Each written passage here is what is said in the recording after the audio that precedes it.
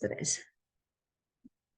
Muy buenas noches, mi nombre es Liz Valera Vargas, soy estudiante de la carrera de Derecho del curso de Filosofía del Derecho.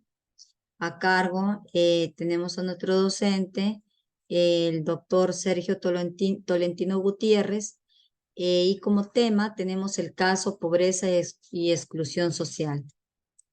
Como integrantes, mi persona del grupo, soy del grupo 2, mi nombre es Liz Valera Vargas.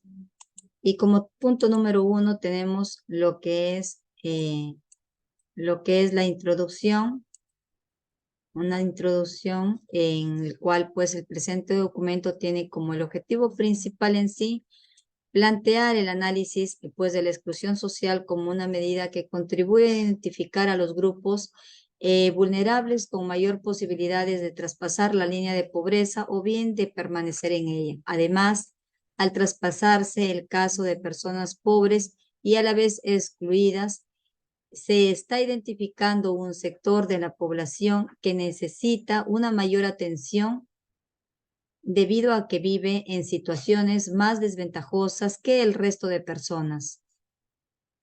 En este sentido, lo interesante de este estudio es reconocer que no solo los aspectos económicos o temas relacionados a la calidad de vida influyen pues en la situación de pobreza de las personas, sino que también lo hacen temas relacionados en sí con lo que se refiere a la vulnerabilidad.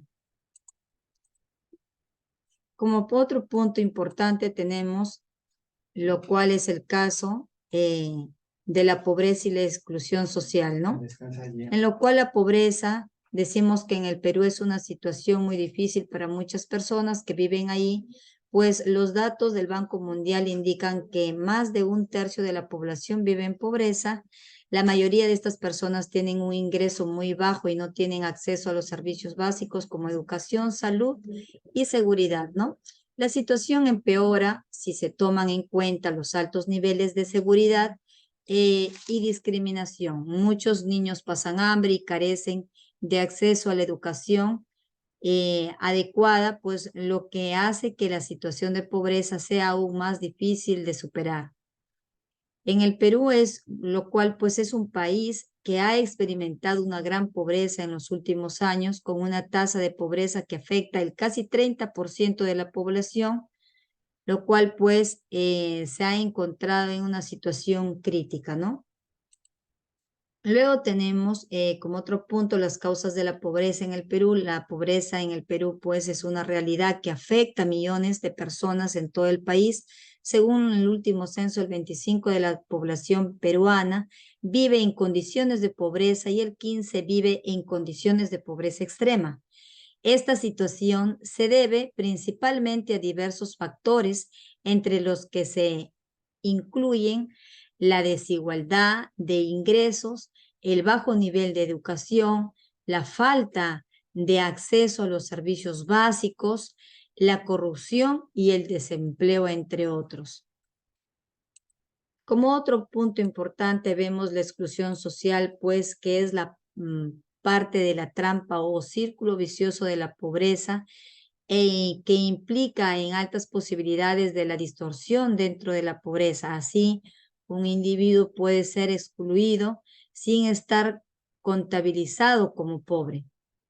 Este caso sería el llamado de los nuevos ricos, que si bien tienen un nivel de ingreso elevado, pues perteneciendo incluso al el déficit pues más alto, puede ser excluidos de la alta sociedad, justamente por tratarse de nuevos ricos, probablemente personas sin un apellido importantes o con costumbres distintas, marginados por estas razones no económicas. Sin embargo, pues es cierto que los grupos más pobres son más susceptibles a ser excluidos. La exclusión en redes informales de soporte y el capital social abren oportunidades a otras formas de capital que pueden ser consideradas como recursos para disminuir la pobreza o la vulnerabilidad, pues, ¿no? En las diferencias entre pobreza y exclusión, pues bien es cierto, sabemos que los conceptos de pobreza y exclusión social están relacionados, pero es importante señalar que no son lo mismo. Las personas pueden ser pobres sin estar o sentirse pues socialmente excluidas y viceversa, ¿no?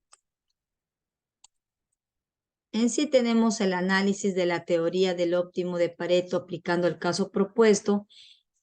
En sí, el economista italiano Wilfredo Pareto formula una serie de principios llamado el óptimo de Pareto, en lo cual pues que cualquier cambio de situación afectaría a una economía sin perjudicar a la otra.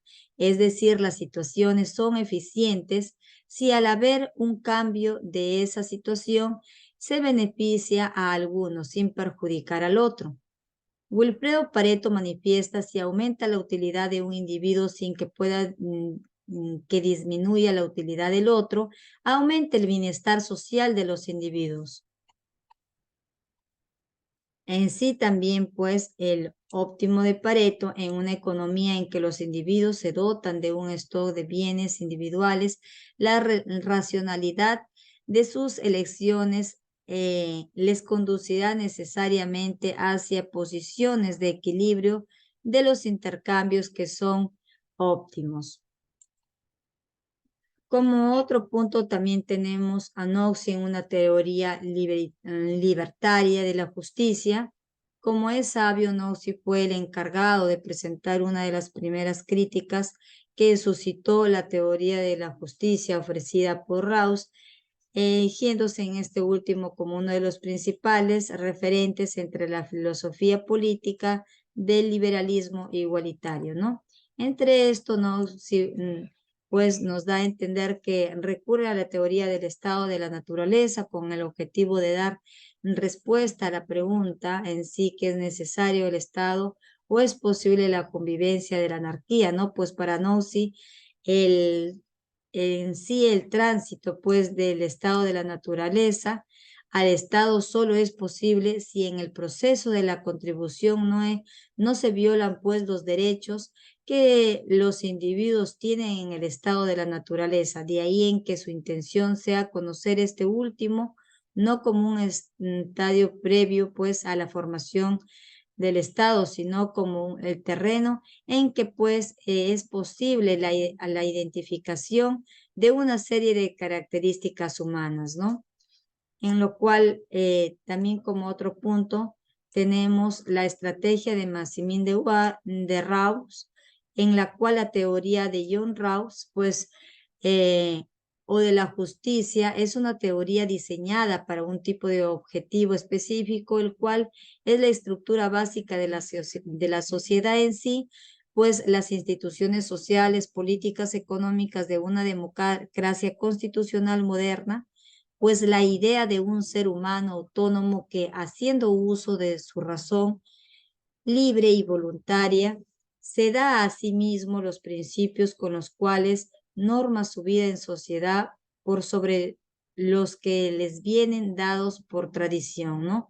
La estrategia de Maximin de Rawls, pues responde a criterios de la justicia porque las primeras parten de una situación hipotética en la cual las partes contratantes pues deben elegir los principios de justicia que van a regir pues las instituciones básicas de la sociedad. Segundo, ciertos rasgos que se atribuyen en esos contratantes y tercero, los principios pues por los cuales esos contratantes optan. En definitiva, pues la regla o estrategia de Maximin nos dicen que debemos jerarquizar pues las alternativas conforme a sus peores resultados posibles, ¿no? Es así que Rawls pues plantea 5 temas de su teoría filosófica. Primero, la formación que reviste pues el ataque al utilitarismo. Segundo, el grado de reconocimiento que disponen las partes al elegir los principios de justicia. Tercero, el tipo de instituciones a los que se aplican esos principios de justicia.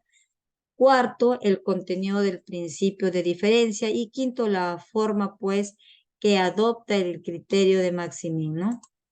Entre ello tenemos las conclusiones, pues acá la teoría de la justicia proporciona una base adecuada para una comprensión, pues, de problemas, para así formularlos en la base de los principios para conllevar a una sociedad justa.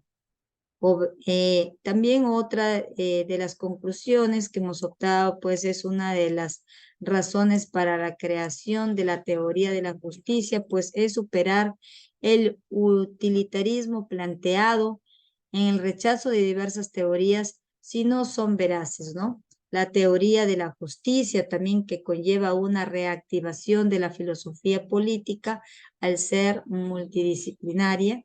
Y en cuanto a lo que se refiere, eh, en cuanto a lo que se refiere también a lo que es recomendaciones, tenemos implementar programas de acceso universal al empleo, garantizando la vinculación laboral por un tiempo determinado a la población desempleada, mejorar también el acceso pues físico y económico a suficientes alimentos saludables para personas en situaciones de pobreza, tanto en zonas rurales como en urbanas, ¿no?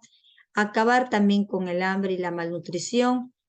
También otro punto importante como cobertura universal de la salud, mejoras y también en mejorar en cuanto se refiere a la educación y el empleo, ya que son uno de los principales problemas en nuestro país. Pues concluyendo con la exposición, muchas gracias